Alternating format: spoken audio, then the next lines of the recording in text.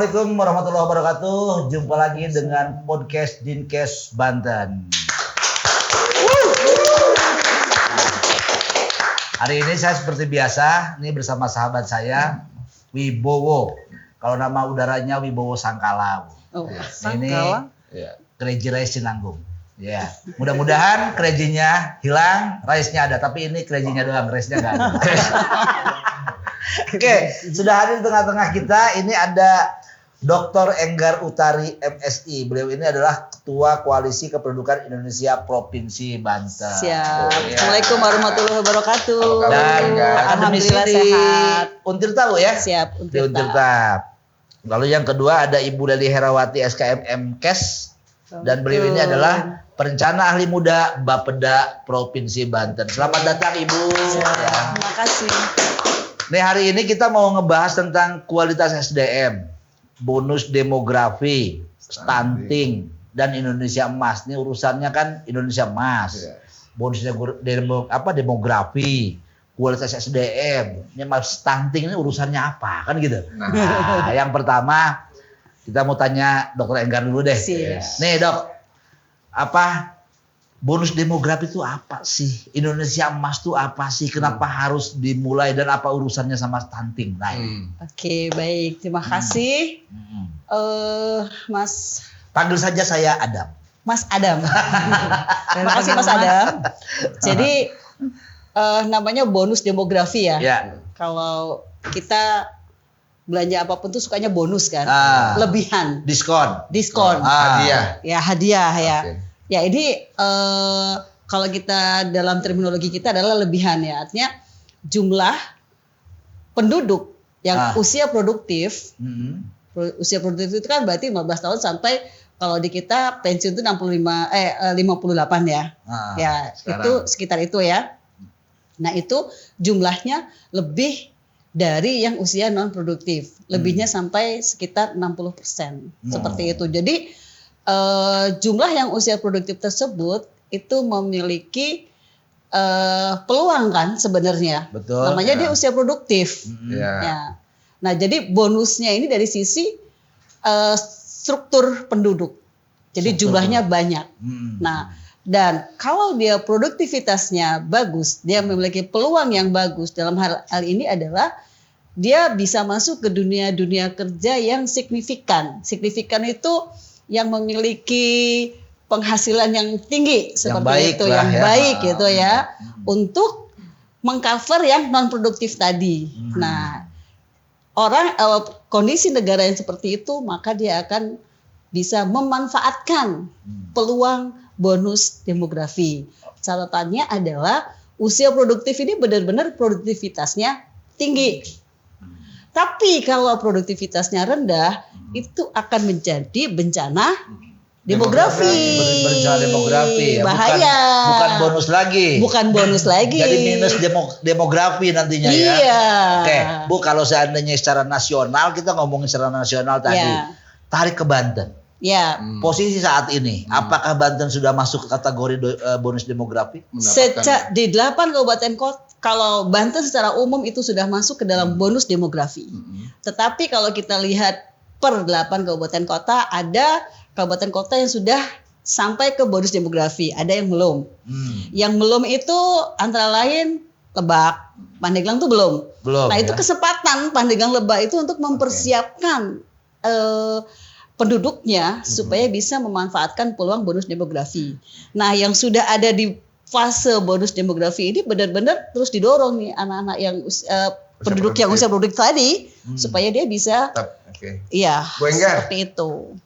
Tadi kan Bu Enggar katakan kalau bonus demografi ini adalah jumlah usia produktif jauh lebih besar daripada usia yang tidak produktif. Yang non produktif, ya. Bu, ini kan juga apakah hanya semata-mata usia produktif saja patokannya? Apakah tidak diimbangin dengan peluang kesempatan kerja, lapangan pekerjaan. Nah ini kan kalau angka produktifnya tinggi tetapi lapangan pekerjaan tidak diimbangin, ini kan menjadi beban ini Bu. Usia-usia produktif ini menjadi beban. Nah gimana Bu? Pertanyaannya bagus banget, cakep banget. Ini kaitannya dengan kualitas SDM.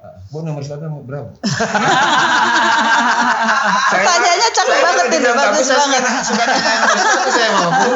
Jadi itu pertanyaan yang saya tunggu-tunggu. Kalau kayak gitu, ini dalam memanfaatkan bonus demografi gimana? Kualitas SDM-nya harus ditingkatkan. Karena kayak Provinsi Banten nih, Provinsi Banten industrinya banyak. Kita daerah industri, harusnya bisa menyerap tenaga kerja banyak. Tentu saja industri itu juga tidak mau main-main dong menyerap tenaga kerjanya. Harus yang berkualitas, punya effort yang tinggi, kinerja yang tinggi, ya, punya skill yang baik juga. Nah, di sini memang harus kita duduk bareng-bareng untuk menyiapkan apakah penduduk yang ada di Provinsi Banten ini bisa terserap dengan baik di industri-industri yang ada di Provinsi Banten. Seperti itu. Nah, berkaitan dengan peluang pekerjaan, sekarang itu kan jumlah industri banyak. Sebenarnya peluang-peluang pekerjaan industri banyak, tapi nggak semuanya bisa terserap ya. Betul. Nah, berarti gimana? Harus memunculkan banyak sekali anak-anak muda sekarang itu harus mencari peluang yang baru, pekerjaan yang baru. Sekarang itu kan sudah banyak sekali di sosial media itu informasi-informasi yang sangat luar biasa ya, yang mengarah kepada bagaimana dia bisa berkreativitas. Ya, misalnya membuat suatu potensi Banten itu banyak banget ya, dari emping, dari apa sih namanya kayak gipang segala macam, ya, artinya itu bisa peningkatan SDM tadi ya, peningkatan SDM dari cara seperti itu. Mungkin ada yang secara mandiri teknologi, ya, ada yang secara mandiri yang dilakukan juga oleh komunitas-komunitas tertentu. Betul. Tetapi ini juga tidak lepas dari apa ya, peran intervensi pemerintah. Nah, ya kan? Nah, ini di sini ada ahlinya nih, Bu, yang ngomongin masalah itu. Jadi Bu Dr. Enggar tadi ngomong soal ini kaitan bonus demografi dengan kualitas SDM. Bagaimana sih intervensi pemerintah terhadap persiapan ini? Bagaimana mendorong tadi 2 daerah yang belum juga misalnya memenuhi standar itu? Kita tanya sama Bu Lelih langsung. Bu Lelih Herawati, ini kan yang paham banget nih program apa saja sih di pemerintah untuk mendorong terwujudnya bonus demografi itu. Siap, makasih Pak Bowo dan Mas Adam. Ya. Oh, Mas ya, manggilnya pengen. Boleh Ibu mau panggil saya Mas, mau panggil saya Tembaga. Bang. Ya udah. Ya, baik. Ke Bowo itu kan. Bowo. Saya lebih senang bilang Kita kan siang ini membahas topik tadi ya, SDM yang berkualitas. Betul. Apa sih sebetulnya SDM yang berkualitas? Tadi juga sudah disampaikan Bu Enggar. SDM berkualitas itu berarti yang unggul ya. Saat ini yang unggul, kemudian tadi bonus demografi kaitannya dengan usaha produktif. Usaha produktif itu harus menjadi bonus, bukan menjadi minus kata Mas Adam gitu ya. Saat ini kan dibutuhkan memang generasi yang usia produktif itu bukan hanya dari pendidikannya semata, tapi harus kreatif, kemudian inovatif. Kaitannya juga tadi dengan ketenaga kerjaan. Kalau kami punya data ya, hasil dari BPS secara nasional, di Indonesia ini masih untuk tenaga kerja ini masih didominasi oleh lulusan SD malah. Itu sekitar 39%.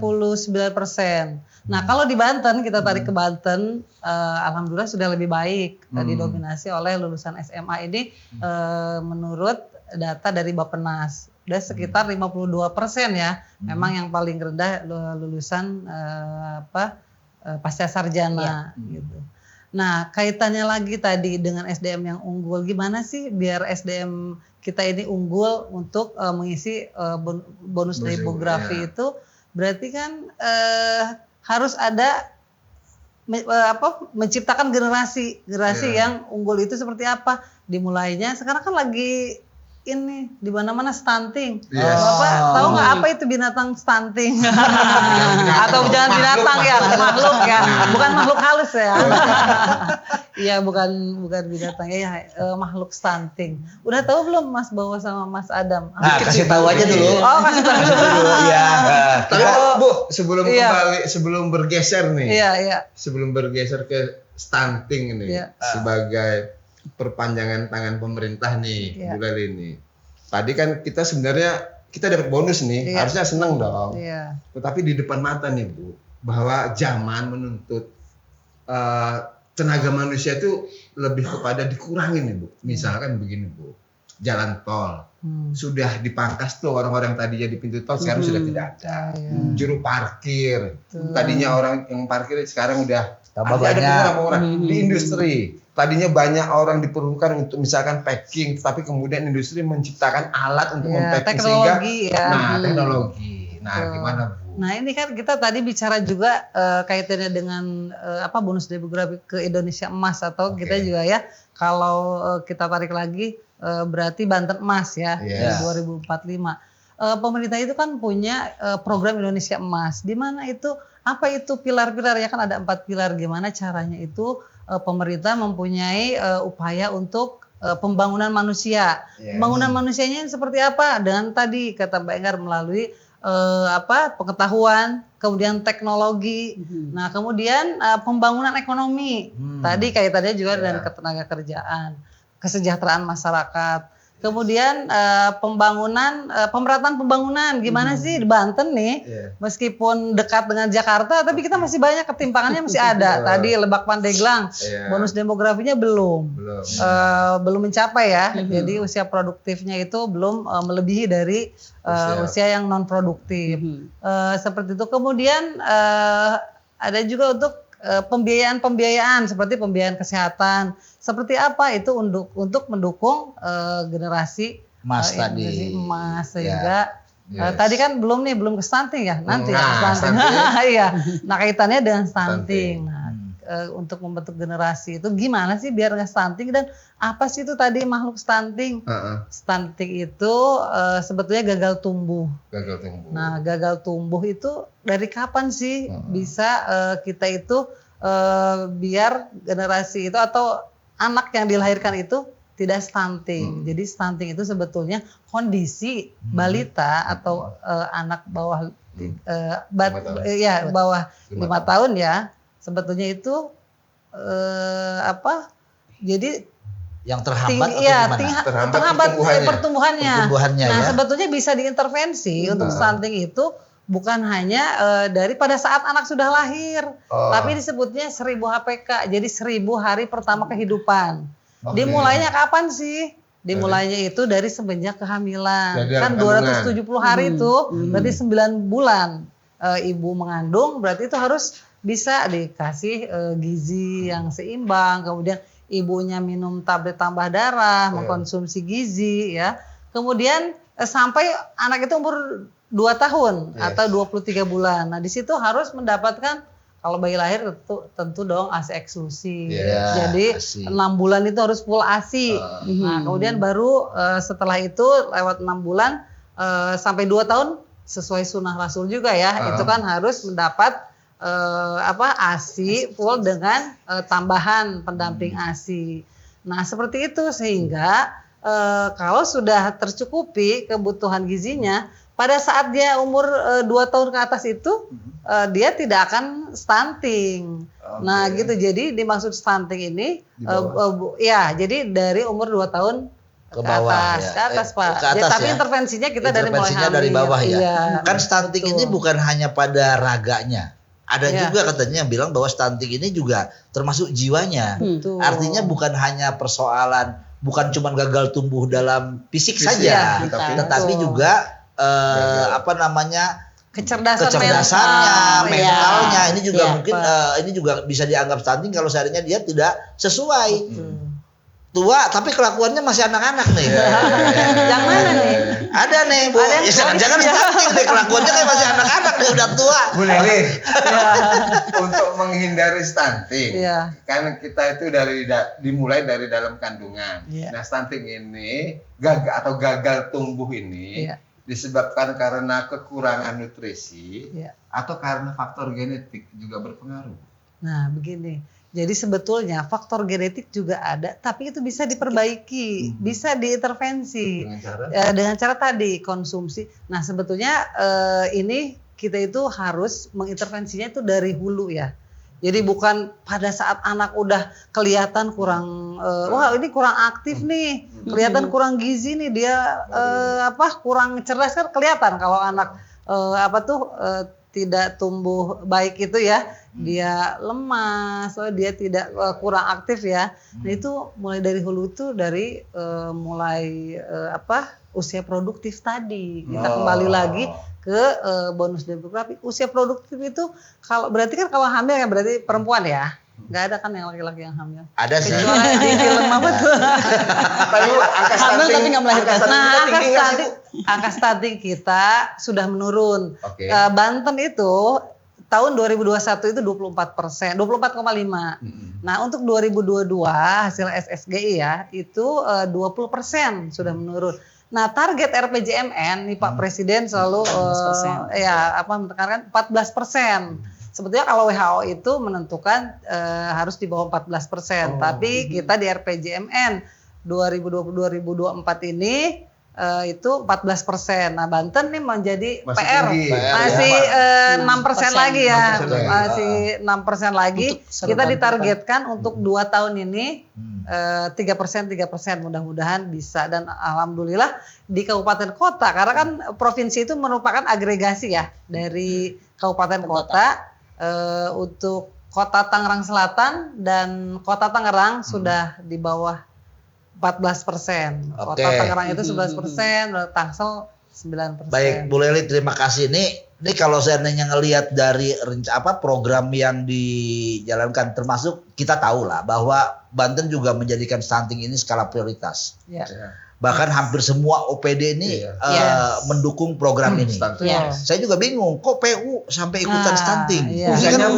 Urusannya apa? Ya ternyata dia mendorong bagaimana infrastruktur ini, gitu kan, untuk bisa mendorong aksesibilitas. Baik, kembali ke Dokter Enggar nih. Siap. Dok, ini kan yang paham tentang persoalan kependudukan. Beliau ini koalisi bro, koalisi kependudukan lah ya kan gitu. Dia paham tentang kependudukan. Rencana menyambut bonus demografi tadi dari Indonesia Emas ini, dari program-program yang ada secara nasional lalu ditarik ke Banten, optimismenya seperti apa sih? Oke, jadi mungkin saya akan berbicara dulu berkaitan kenapa sih sekarang kita harus segera mengentaskan diri dari stunting. Ya, Indonesia 4 tuh kan Indonesia Emas 2045. Berarti berapa tahun lagi? 22 sekitar tahun 22 tahun. Sekitar 22 tahun lagi. Indonesia Emas itu 100 tahun Indonesia merdeka. Di negara yang sudah berkembang 100 tahun Indonesia merdeka, di 100 tahunnya Jepang, Korea, mereka berhasil memanfaatkan bonus demografi di semua aspek. Oke. Kita bisa lihat sekarang bagaimana mereka menyiapkannya dari jauh-jauh hari. Ya, sekarang kalau 23 tahun ke depan, anak-anak yang sekarang usia balita itu nanti akan sampai ke Indonesia Emas loh. Makanya jadi peningkatan kualitas SDM itu dimulai dari sekarang, makanya tuh gencar banget stunting itu harus sampai kalau bisa 0% ya kalau Banten ya. Harapannya kan kayak gitu. Karena apa? Menuju Banten Emas nanti di 2045 itu anak-anak yang sekarang usia produktif tuh benar-benar tadi secara fisik dia sehat. Sekarang gini, kalau dia stunting, dia asupannya dia kurang, belajar juga dia malas, benar-benar dia ngantuk, dia nggak konsentrasi, dia nggak punya inovasi, dia nggak punya kreativitas, dia nggak punya teman bermain untuk mencari inovasi baru seperti itu ya. Beda dengan anak yang sehat.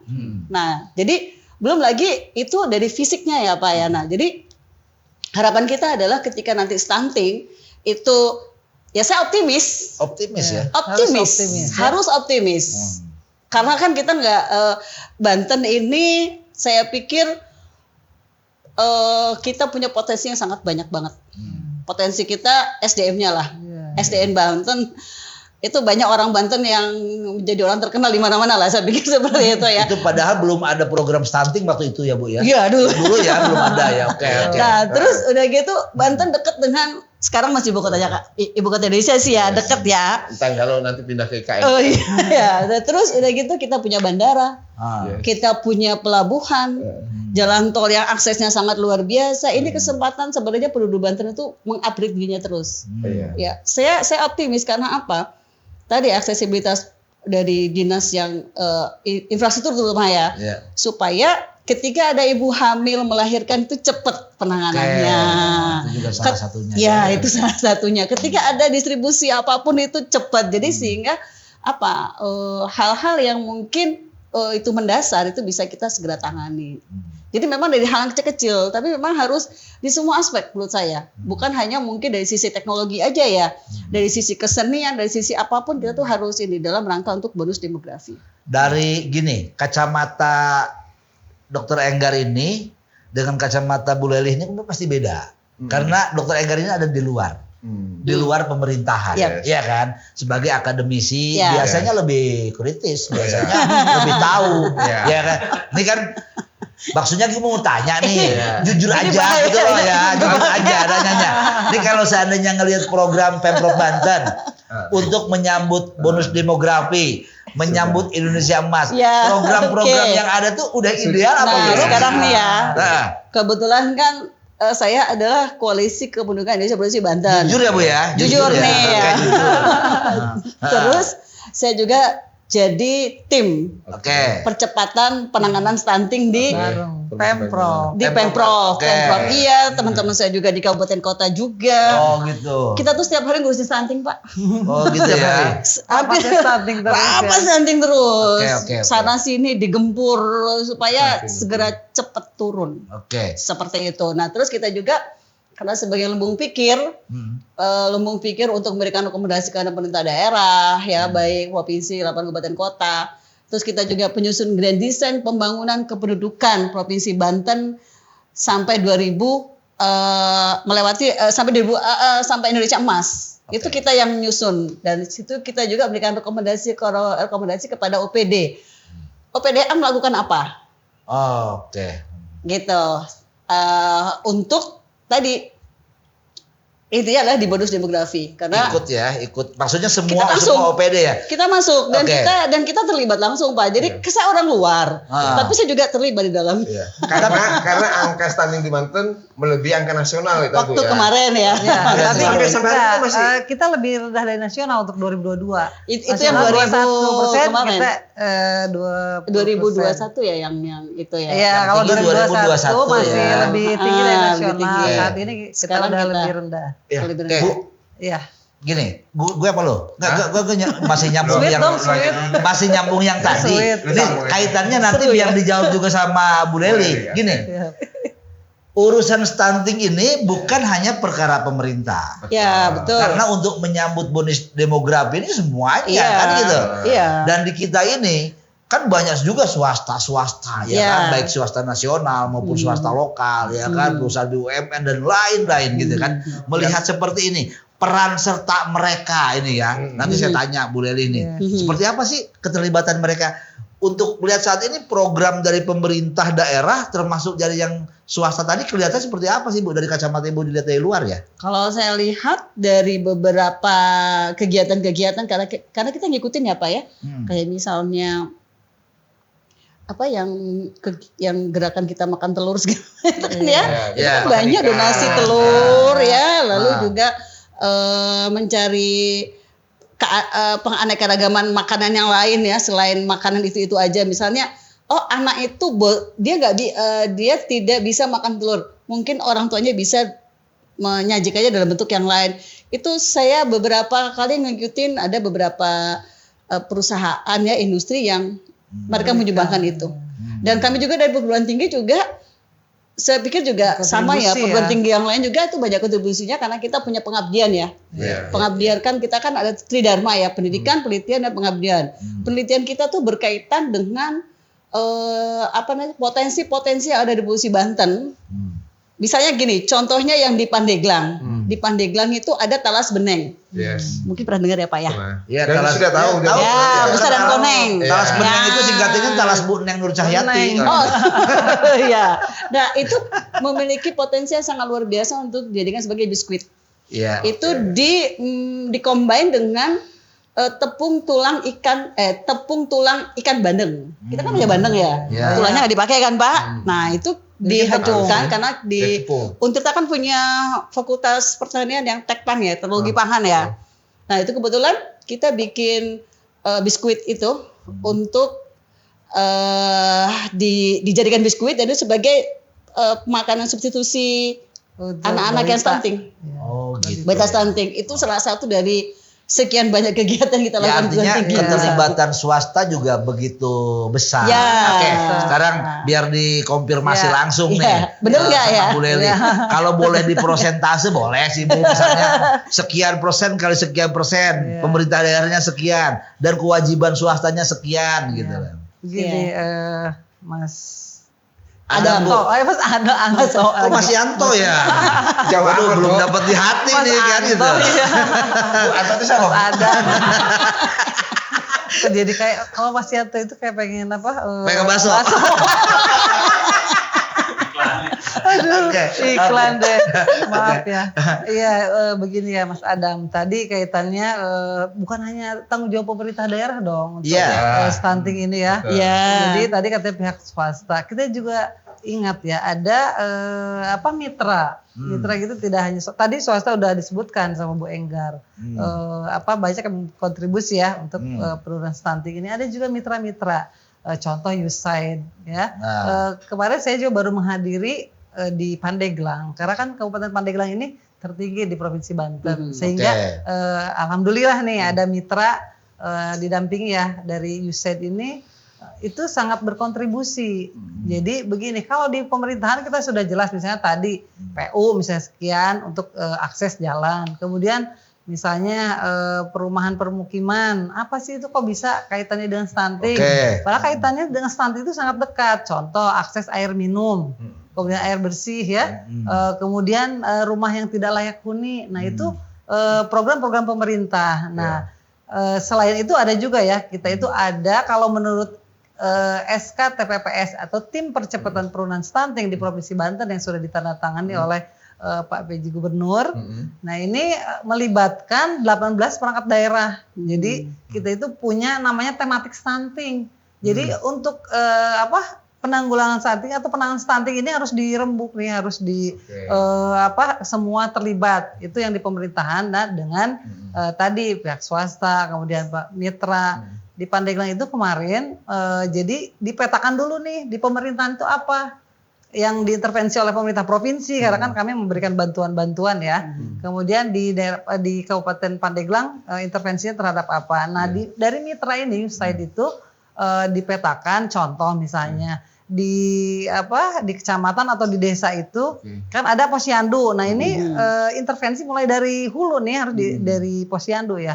Contoh misalnya SDM-nya sebetulnya tinggi nih stuntingnya, bisa jadi itu karena apa? Misalnya kadernya belum terampil untuk mengukur tinggi badan balita. Contoh hal yang kecil. Kemudian di posyandu itu kan ada pemberian makanan tambahan PMT. Dikasihnya apa? Misalnya biskuit. Nah biskuit ini kan pabrikan. Nah sebetulnya gimana cara menggali potensi yang ada di masyarakat itu tidak diberikan makanan pabrikan, tapi misalnya kudapan. Jadi misalnya di daerah Pandeglang kan banyak singkong atau banyak pisang misalnya. Nah ini makanan-makanan ini bisa diolah menjadi makanan kudapan yang sehat secara gizinya. Jadi dibuat nanti diberikan lah gizinya seperti itu. Ikan kan di sana banyak di daerah-daerah ya di Pandeglang itu ikan. Kemudian nanti diberikan juga pengetahuan atau peningkatan kapasitas bagi kader, dilatih misalnya.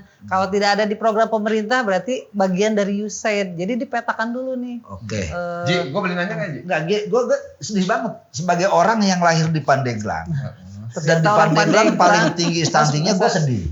Sedihnya gini. Gue lahir di pantai. Ya kan.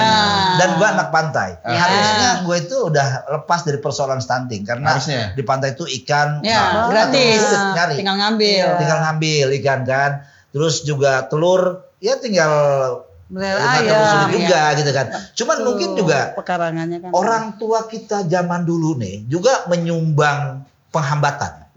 Penghambatan itu maksudnya gini. Paradigma dulu itu kan kita kalau banyak makan ikan katanya takut Cacingan. cacingan. Nah, gitu-gitu. Lalu kalau makan telur takut bisulan, ya kan? Iya. Banyak sekali. Nah ini mengembalikan persoalan ini sehingga kita butuh perjuangan yang sangat berat akhirnya, Good, ya kan? betul. Karena ya di tempat-tempat mungkin di dusun-dusun ya masih ada stigma-stigma Iya. itu, Iya. ya kan? Iya. Yang dianggap bahwa ini adalah sebuah persoalan apa disebutnya tradisi-tradisi yang memang tidak tidak Budaya perkembangan ya. budaya kan gitu. Budaya. Oke, Yang Dokter dibawa. Enggar, Bu Leli, kita sebetulnya pengen berlama-lama. Apalagi Udah Bu selesai Leli nih. ini sama Udah. saya Kayaknya sampai belum puas. ya kan Bu Leli ini sama saya udah setengah jam aja masih menyebut saya nama Yanto kan gitu. Saya pengennya berlama-lama gitu kan. Jadi gini, sebelum kita tutup, saya pengen Dokter Enggar juga memberikan himbauan kepada masyarakat nanti bergantian dengan Ibu Leli Ya, seperti apa sih yang harus dilakukan untuk menyambut Indonesia Emas, Oke. untuk menyambut bonus demografi kita, sehingga kita semuanya bisa berhasil dan bisa mewujudkan rencana program besar itu. Ya. Terima kasih. Silakan, Siap. Dokter Enggar. Saya ingin menyampaikan kepada masyarakat yang mungkin hari ini menyimak Yes. diskusi kita sore hari ini. Yang pertama kepada ibu-ibu yang punya balita. Oke. Ya, ibu-ibu yang punya balita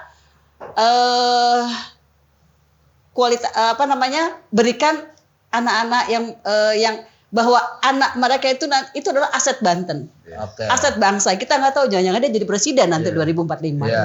Iya kan? Minimal jadi host lah. Nah, jadi anak yang sekarang balita ini bagaimana dia berkualitas itu tergantung ibunya yang berikan gizi. Oke. Seperti itu.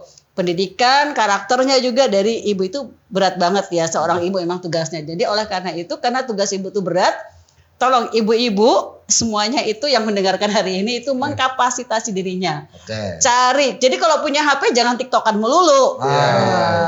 Ya kan? Kalau misalnya anaknya nggak doyan sayur, mikir gimana caranya anak saya makan Harus makan ada sayur. asupan seratnya. Dia misalnya apa? Buah. Iya. Ganti dengan buah. Buah kan banyak serat. Iya. Iya. Seperti itu. Atau mungkin bikin agar-agar karena itu juga banyak mengandung serat. Seperti itu. Jadi ibu tuh harus banyak Betul. kreatif Harus seorang kreatif. ibu. Jadi Jadi jangan ibu-ibu harus abaikan kreatif. fungsi seorang ibu. Oke, jadikan balita atau anaknya menjadi kader yang berkualitas. Oke, Nah, sekarang itu. Bu Leli. Bu Leli, seneng imbauan Nah. dari Bu Leli nih. Tadi Bu Leli kan sempat menyampaikan bahwa soal ASI eksklusif Iya. yang di bawah 2 tahun. Ini wayahnya, bapaknya suruh ngalah gitu Bu. Nggak bisa disapis ya. Nggak bisa disapis. Ayo Bu Leli, Oke, silakan. Nah. mungkin dari saya sebagai wakil dari pemerintahan ya pada saat diskusi hari ini. Yang pertama tadi juga sudah disampaikan oleh Bu Enggar itu ibu ya. Kalau saya mungkin mulai dari remaja. Remaja putri jangan lupa untuk minum tablet tambah darah gitu ya, minimal 1 minggu sekali atau pada saat haid. Kemudian yang kedua, karena remaja putri ini akan nanti ke depannya setelah remaja kan akan berkeluarga. Jadi akan menikah. Nah, sebelum menikah jadi untuk memeriksakan kesehatannya. Kemudian si remaja ini menikah kemudian nanti akan hamil. Nah, jangan lupa hamil itu pemeriksaan di fasilitas pelayanan kesehatan baik di posyandu, puskesmas maupun rumah sakit itu minimal 6 kali. 6 kali pemeriksaan. Kemudian setelah hamil dia pasti akan melahirkan tadi menurut Mas Bowo. Jadi jangan lupa ASI eksklusif 6 bulan dan dilanjutkan sampai 2 tahun. Kemudian kan mempunyai bayi balita dan harus rajin ke posyandu. Nah, inilah akan menjadikan generasi itu yang tidak stunting. Kita semua harus optimis, stunting itu kita bisa atasi bahkan sampai tadi 0%. Oke, terima kasih banyak. Bangga Pak ya, Ji. Bangga. Warga Banten punya narsum seperti mereka. Iya. Tapi Amin, amin. perlu digarisbawahi ya Bapak-bapak untuk saat ini ngalah dulu untuk asinya, untuk anak-anaknya dulu deh gitu kan. Baik, Ibu Dokter Enggar ya, Ibu Leli terima kasih banyak ya kan. sama-sama. Sampai jumpa lagi di lain kesempatan. Kalau seandainya ngomongin masa depan harus dicapai. Siap. Masa lalu biarkan menjadi sesuatu yang Cakep. indah. Kan begitu. Terima kasih banyak. Sampai jumpa lagi di kesempatan yang lain.